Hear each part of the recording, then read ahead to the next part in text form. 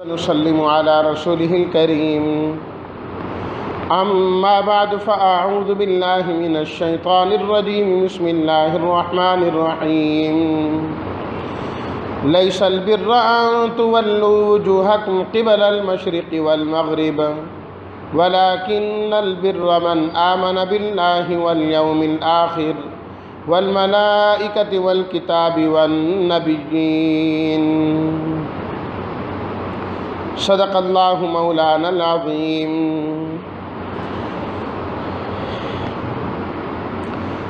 سورۃ البقرہ آیت نمبر 177 سے آخر تک 286 تک سورہ آل عمران کے 2 رکوع جو 20 آیات بنتی ہیں رات تراویح کے اندر تلاوت کی گئی۔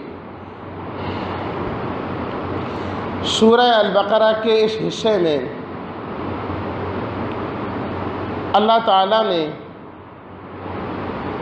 ایک تو اپنی توحید اور وحدانیت کا بیان کیا جو کہ قرآن مجید کی ہر سورت کا ایک مرکزی مضمون ہوتا ہے۔ اللہ تعالیٰ کی ذات، اس کی توحید، اس کی وحدانیت، اس کا وجود، اس کے بغیر تو انسان کا ایمان کامل ہو ہی نہیں سکتا، مکمل ہو ہی نہیں سکتا۔ اور پھر خاص طور پر اللہ تعالیٰ نے اس حصے میں قرآن مجید کی مشہور ترین آیت جسے آیت الکرسی کہا جاتا ہے، 256 نمبر آیت سورہ البقرہ کی، تو آیت الکرسی ہے اسی حصے میں۔ اور نبی کریم صلی اللہ علیہ وسلم کے فرمان کے مطابق قرآن مجید کی سب سے عظیم ترین آیت، سورت نہیں آیت، سب سے عظیم ترین جو آیت ہے وہ آیت الکرسی ہے۔ نبی کریم صلی اللہ علیہ وسلم نے ارشاد فرمایا، جو شخص فرض نمازوں کے بعد آیت الکرسی کی تلاوت کر لیتا ہے، اس آدمی اور جنت کے درمیان اللہ لا الہ الا هو الحی القیوم، فرمایا اللہ اس کے علاوہ کوئی معبود نہیں، معبود برحق صرف اور صرف اللہ ہے۔ الحی ہمیشہ سے زندہ ہے، ہمیشہ زندہ رہے گا، اور جو مخلوق ہے یہ پہلے نہیں تھی، اب ہے اور آئندہ نہیں رہے گی۔ جو بھی کوئی ہے آخر تو اسے موت آنی ہی ہے۔ کل من علیہا فان ویبقی وجہ ربک ذو الجلال والاکرام، ایک اللہ کی ذات کو بقا ہے، باقی سب فنا ہے، باقی سب نے فانی ہونا ہے۔ ایک اللہ کی ذات ہے جو ہمیشہ سے زندہ ہے۔ الحی صرف اللہ کی صفت ہے۔ القیوم فرمایا کہ وہ پوری کائنات کے نظام کو سنبھالنے والا ہے، اور اس نے اس طرح نظام سنبھالا ہے، فرمایا کہ ہر وقت وہ اپنی مخلوق کی سنتا ہے، ان کی ضروریات کو پورا کرتا ہے۔ اللہ کو کسی قسم کی تھکاوٹ، کسی قسم کی کمزوری اور کمزوری کے نتیجے میں نیند کا آنا دور کی بات ہے، وہاں پر تو اونگ کا بھی تصور نہیں ہو سکتا۔ لا تأخذہ سنۃ ولا نوم، فرمایا آسمان ہو کہ زمین، اس کا مالک بھی اللہ، اور کوئی اپنا مجرم اللہ تعالیٰ سے زبردستی نہیں چھڑوا سکتا کہ کوئی اللہ سے زبردستی کرے کہ یہ میرا ہے اسے چھوڑ دو۔ فرمایا اللہ جس کو اجازت دیں گے، اللہ کی اجازت سے انسان اس کی بارگاہ میں سفارش کرے گا۔ اور فرمایا کہ اس کا علم اتنا کامل، تمہارے آگے کیا، تمہارے پیچھے کیا، تم سے پہلے کیا تھا، تم چلے جاؤ گے تمہارے بعد کیا ہوگا، اس کا علم بھی ایک اللہ کے پاس ہے۔ مخلوق ساری کی ساری مل کر اللہ کے علم کا احاطہ نہیں کر سکتی۔ جتنا اللہ نے علم دے دیا ہے اپنے علم میں سے اتنا تو مخلوق کے پاس ہے، ساری مخلوق مل کر اللہ کے علم کا احاطہ نہیں کر سکتی، اور اس کی حکومت، اس کی کرسی یعنی اس کی حکومت آسمانوں میں بھی ہے اور زمین کے اندر بھی ہے، ان سب کا نظام چلاتا ہے، کبھی تھکتا نہیں۔ وَهُوَ الْعَلِيُّ الْعَظِيمُ، فرمایا کہ وہ اللہ ذات میں بھی بلند ہے اور صفات میں بھی بلند ہے، صفات میں بھی۔ اور فرمایا کہ وہ اللہ ایمان والوں کا دوست ہے، جو ایمان لے آتے ہیں اللہ ان کا دوست ہو جاتا ہے، ایمان والا اللہ کا دوست اور اللہ ایمان والوں کا دوست ہے۔ فرمایا جو ایمان لائے گا یوں سمجھے کہ اس کی دوستی اللہ کے ساتھ ہو گئی ہے، اللہ کے ساتھ اس کا تعلق ہو گیا، اور جس کی دوستی اللہ کے ساتھ ہو گئی تو اللہ کیا کرتے ہیں؟ پروردگار عالم یخرجہم من الظلمات الی النور، اللہ اپنے دوستوں کو اندھیروں سے نکال کے روشنی کی طرف لاتے ہیں، اندھیروں سے نکال کے روشنی کی طرف لاتے ہیں۔ اور جو کافر ہیں ان کے دوست شیطان ہیں، اور شیطان کیا کرتے ہیں؟ یہ روشنیوں سے نکال کے اندھیرے میں لے جاتے ہیں۔ شیطان آخر کار انسان کو اندھیرے میں لے جاتا ہے، وہیں لے جاتا ہے۔ پھر اللہ تعالیٰ نے مثال کے طور پر بیان کیا ابراہیم علیہ الصلاۃ والتسلیمات کے متعلق، کہ ابراہیم علیہ الصلاۃ والتسلیمات کا مناظرہ ہوا اپنے وقت کے بادشاہ کے ساتھ۔ بادشاہ یہ کہتا تھا کہ میں رب ہوں، ابراہیم علیہ الصلاۃ والتسلیمات نے اسے سمجھایا کہ نہیں، رب تو اللہ ہے، اور اس کی صفت یہ ہے وہ زندہ بھی کرتا ہے اور موت بھی دیتا ہے۔ تو کہنے لگا یہ کون سی بات ہے، میں بھی تو زندہ کر سکتا ہوں، میں بھی تو مار سکتا ہوں، بھئی وہ کیسے؟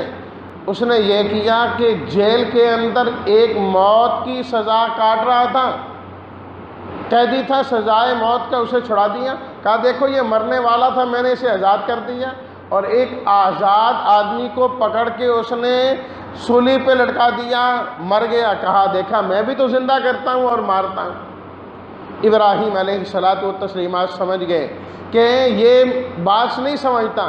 فرمایا دیکھو بھی میرا رب تو وہ ہے جو سورج مشرق سے نکالتا ہے، اگر تو بھی رب ہے تو سورج مغرب سے نکال کے دکھا دے، بات ختم ہو گئی۔ فَبُہِتَ الَّذِي كَفَرَ، بس لاجواب ہو گیا۔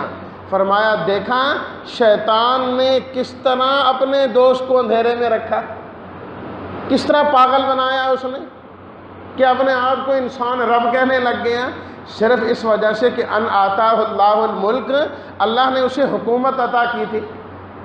بندے کے پاس جب حکومت آ جاتی ہے پھر تو کسی کو کچھ نہیں سمجھتا نا۔ فرمایا حکومت تھی تو اپنے آپ کو رب کہنے لگ گیا، اگر وہ بھوکا مرتا ہوتا، کھانے پینے کو کچھ نہ ملتا، پھر دیکھتے کہ خدائی کا دعویٰ کرتا ہے کہ نہیں کرتا، تبھی خدائی کا دعویٰ کیا نا جب ساری چیزیں وافر تھیں۔ پھر اللہ تعالیٰ نے ایک اور واقعہ بیان کیا، نام نہیں لیا اللہ تعالیٰ نے، اللہ اکبر۔ فرمایا کہ ایک شخص جا رہے تھے، بستی دیکھی، کہا یہ بستی پتہ نہیں کب دوبارہ آباد ہوگی، حضرت عزیر علیہ السلام کا واقعہ۔ اللہ تعالیٰ نے 100 سال کے لیے حضرت عزیر کو سلا دیا، 100 سال کے بعد زندہ کیا۔ بتائیے آپ کتنا عرصہ سوئیں؟ کہا مجھے تو نہیں پتا۔ فرمایا کہ اللہ تعالیٰ نے 100 سال تک آپ کو موت دی، اس کے بعد زندہ کیا ہے آپ کو۔ اب دیکھیے سب کچھ آباد ہو گئے۔ کہنے لگے یقین ہو گیا کہ پروردگار تو ہر چیز پر قادر ہے، تو ہر چیز پر قادر ہے۔ فرمایا دیکھو اللہ اپنے ایمان والے بندوں کے ساتھ تو اس طرح کے معاملات کرتا۔ حضرت ابراہیم علیہ السلام کا پھر ذکر کیا، ربا مجھے یقین ہے آپ کے وعدوں پر کہ مرنے کے بعد زندگی ہے، آپ مجھے دکھائیے کہ آپ مردوں کو کیسے زندہ کریں گے۔ اے ابراہیم اولم تؤمن، کیا ایمان نہیں ہے؟ رب کیوں نہیں، ایمان ہے، لیکن اطمینان قلبی کے لیے کر رہا ہوں، اطمینان ہو جائیں۔ اللہ تعالیٰ نے فرمایا 4 پرندے لو، انہیں اپنے ساتھ مانوس کرو، پھر ذبح کر کے ان کے گوشت کو مختلف پہاڑوں پر تقسیم کر دو، اس کے بعد ان کو بلانا اور پھر دیکھ لینا کہ اللہ مردوں کو کیسے زندہ کرتے ہیں، کیسے زندہ کرتے ہیں۔ تو اللہ تعالیٰ اپنے ایمان والے بندوں کی فرمایا یوں رہنمائی کرتے ہیں۔ اس لیے فرمایا کہ لوگوں ایمان لاؤ، تعلق اپنا اللہ سے جوڑ لو، مضبوط کر لو، اللہ تمہیں اندھیروں سے نکال نکال کے روشنی کی طرف خود بخود لاتے رہیں، تم آتے رہو گے۔ تو اس طرح توحید کا مضمون اللہ تعالیٰ نے اس صورت کے اندر بیان فرمایا۔ اور دوسرے سپارے میں تحویل قبلہ کا مسئلہ بھی ذکر کیا گیا۔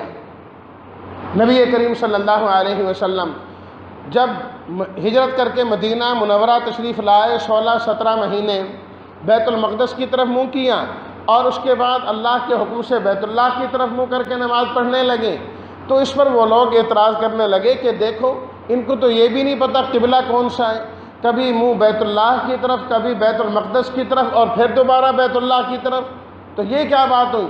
تو اللہ تعالیٰ نے اس کا جواب دیا، قُلْ لِلَّهِ الْمَشْرِقُ وَالْمَغْرِبُ، مشرق اور مغرب تو سب اللہ کے ہیں، اللہ کسی خاص سمت میں نہیں ہے۔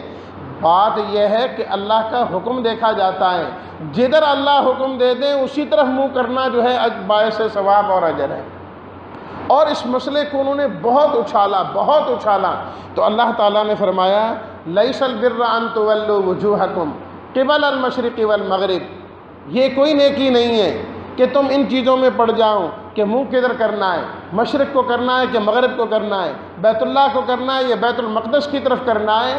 فرمایا یہ کوئی بحث کی چیز ہے، یہ کوئی الجھنے کی چیز ہے، یہ کوئی کرنے کا کام ہے، تمہیں تو چاہیے جو کرنے کا کام ہے وہ کرو، بس وہ کرنا چاہیے۔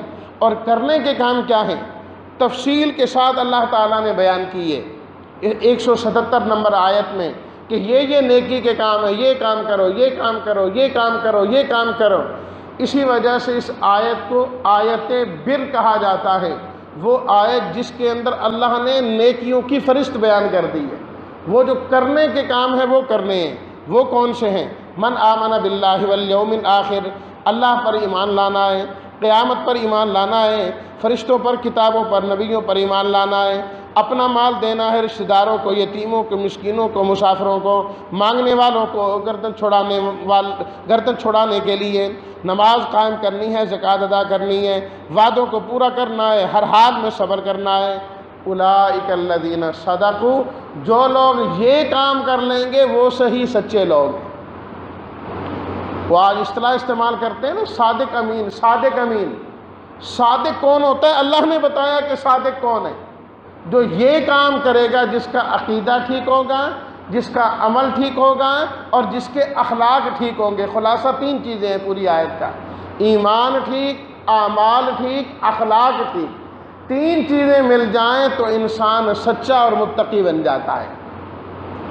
پھر اللہ تعالیٰ نے 2 مضمونوں کو بڑے زور کے ساتھ اس حصے میں بیان کیا۔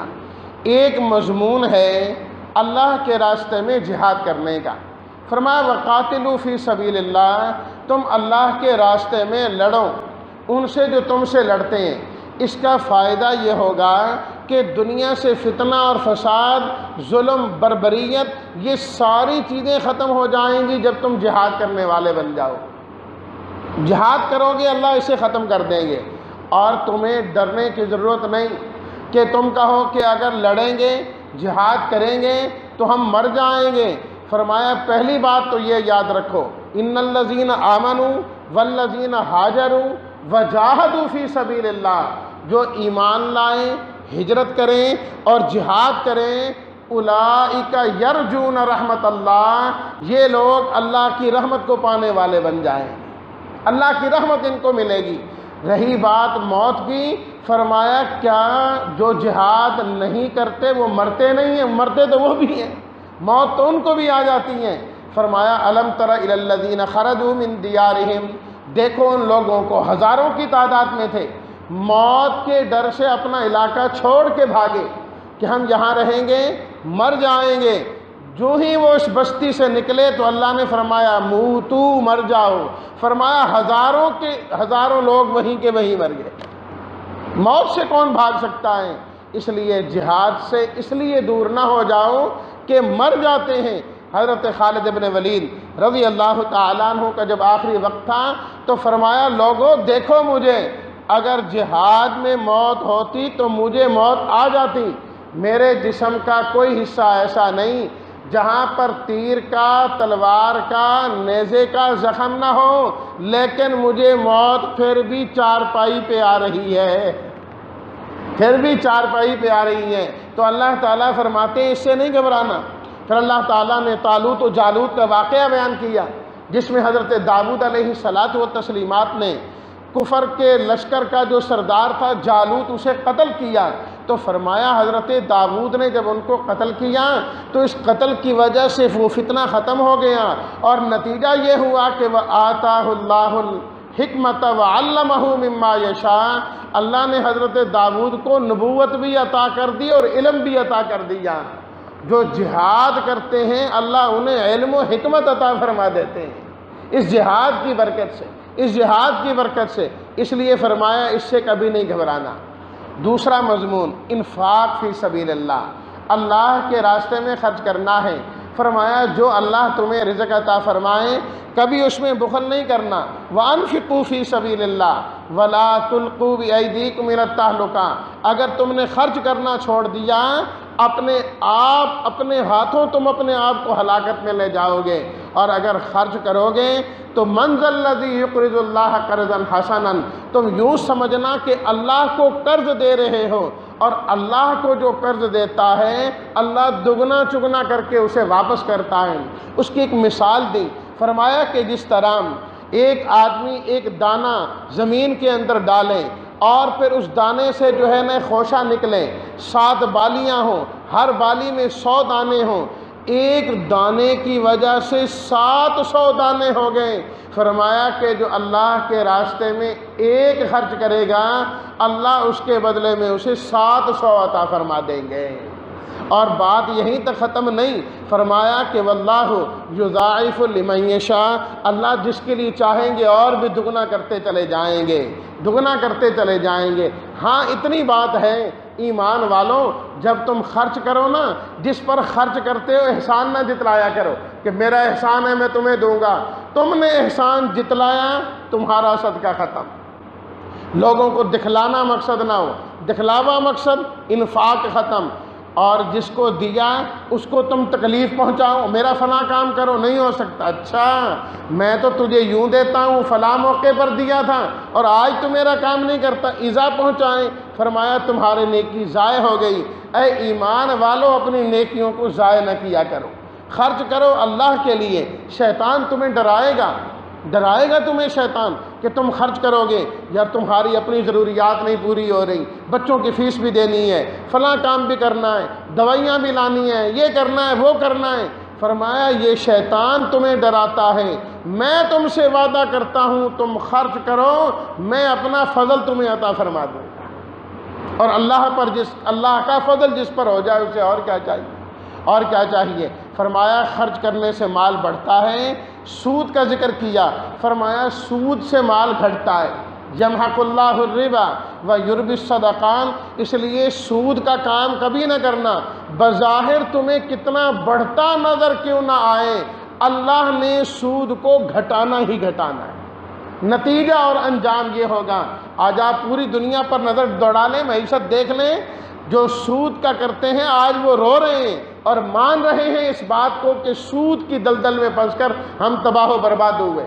ہم اپنے ملک کا قرضہ دیکھ لیں، کہاں رہا قرضہ اور کہاں اس پر جو ہے وہ سود ہے۔ دن بدن انسان اسی میں پھنستا ہے۔ اللہ نے پہلے کہہ دیا چھوڑ دو اس سود کو، نہیں چھوڑو گے اللہ اور اس کے رسول کی جانب سے تم اعلان جنگ حاصل کر لو، پھر اللہ کے ساتھ تمہاری جنگ ہے۔ سود کرنا اللہ کے ساتھ جنگ، اللہ کے ساتھ جنگ۔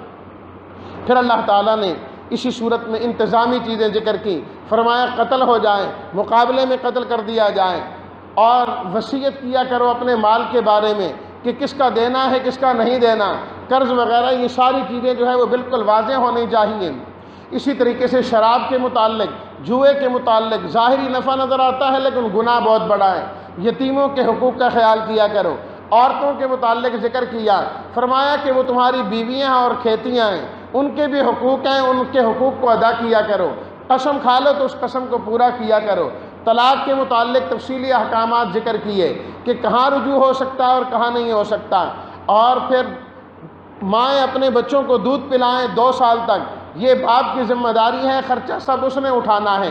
اگر ماں نہیں پلا سکتی تو اس کا ذمہ داری بھی باپ کے اوپر ہے۔ جس عورت کو طلاق مل جائیں اس عورت کو عدت بھی گزارنی چاہیے، بغیر عدت کے دوسری جگہ جو ہے اس کا نکاح نہیں ہو سکتا۔ اسی طریقے سے فرمایا کہ جب تم کوئی معاملہ کرو تو اسے لکھ لیا کرو، لکھے بغیر کسی قسم کا کبھی کوئی معاملہ نہ کیا کرو، اور اس پر گواہ بھی بنا لیا کرو۔ گواہوں کو چاہیے کہ ہمیشہ عدل کے ساتھ جو ہے وہ گواہی دیا کریں۔ اور اصلاحی چیزیں بھی ذکر کی کہ جب تک انسان کی اپنی اصلاح نہیں ہوگی اس وقت تک ان احکامات پر چلنا آسان نہیں ہوتا۔ اس لیے فرمایا اے لوگوں کتب علیکم الصیام، تمہارے اوپر روزے فرض کیے گئے ہیں، روزوں کی پابندی کیا کرو۔ وَأَتِمُّوا الْحَجَّ وَالْعُمْرَةَ لِلَّهِ، اے لوگوں حج اور عمرہ اللہ کے لیے کرتے رہا کرو۔ جب وہاں جاؤ تو اللہ سے دعا کیا کرو، ربنا آتنا فی الدنیا حسنہ وفی الآخرۃ حسنہ وقنا عذاب النار، اے اللہ دنیا میں ہمیں اس حال میں رکھنا جو ہمارے لیے بہتر ہو، اور آخرت کے اندر بھی یا اللہ ہمارے لیے بھلائی ہو، اور آگ کے عذاب سے بچانا۔ فرمایا یہ اصل میں حج کرنے والے لوگ ہیں جو اللہ سے اس طریقے سے مانگتے ہیں، حافظوا علی الصلوات والصلاۃ الوسطیٰ، فرمایا نمازوں کی پابندی کیا کرو، خاص طور پر عصر کی نماز کی پابندی کیا کرو، اس کے اندر سستی نہ کیا کرو، اور اللہ سے ہمیشہ دعائیں مانگتے رہو۔ اور پھر اللہ نے اس صورت کو دعاؤں پر ختم کیا۔ وہ آخری 2 آیات جو اللہ نے معراج میں عطا فرمائیں، اس میں جو آخری آیت ہے وہ دعاؤں کے بارے میں ہے۔ ربنا لا تؤاخذنا ان نسینا واخطأنا ربنا ولا تحمل علینا، اے اللہ بھول چوک ہو جائے تو مواخذہ نہ کرنا، یا اللہ مشکل احکام نہ دینا جس کی ہم طاقت نہیں رکھتے، یا اللہ ان چیزوں کا ہمیں مکلف نہ بنانا، واعف عنا، یا اللہ ہمیں معاف کر دینا، یا اللہ ہماری مغفرت کر دینا، یا اللہ تو ہی تو ہمارا مولا ہے، ہم آپ سے مدد طلب کرتے ہیں، کافر قوم کے خلاف ہماری مدد کرنا۔ فرمایا یوں اللہ سے مانگتے بھی رہو، نمازیں بھی پڑھتے رہو، حج عمرہ بھی کرتے رہو، اور روزے کی ادائیگی کرتے رہو۔ جب تمہارا ماحول اس طریقے سے بن جائے گا تو نکاح طلاق کے اور دیگر یہ جو مسائل ذکر کیے گئے ہیں ان پر چلنا تمہارے لیے آسان ہو جائے گا۔ جب ان پر تم چلو گے تو پھر اللہ کے راستے میں خرچ بھی کر پاؤ گے اور اللہ کے راستے میں جہاد بھی کر پاؤ گے۔ یہ تھا خلاصہ ان آیات کا جو ذکر کر دیا۔ اللہ تعالی ہم سب کو توفیق عمل نصیب فرمائے۔ الحمدللہ رب العالمین والصلاۃ والسلام علی رسولہ الکریم وعلی آلہ واصحابہ اجمعین۔ یا اللہ ہم سب کو قرآن مجید کا صحیح فہم اور اس کی سمجھ نصیب فرما۔ یا اللہ قرآن کے مطابق عقیدہ اختیار کرنے والا بنا، سنت کے مطابق زندگی اختیار کرنے کی توفیق عطا فرما۔ یا اللہ اس رمضان کو کارآمد بنانے کی توفیق عطا فرما۔ یا اللہ یہ رمضان ہماری مغفرت اور بخشش کا ذریعہ فرما۔ یا اللہ رمضان اور قرآن ہمارے حق میں سفارشی بنا اور ان کی سفارش ہمارے حق میں قبول فرما۔ وصلی اللہ تعالی علی خیر خلقہ محمد وآلہ وصحبہ اجمعین برحمتک یا ارحم الراحمین۔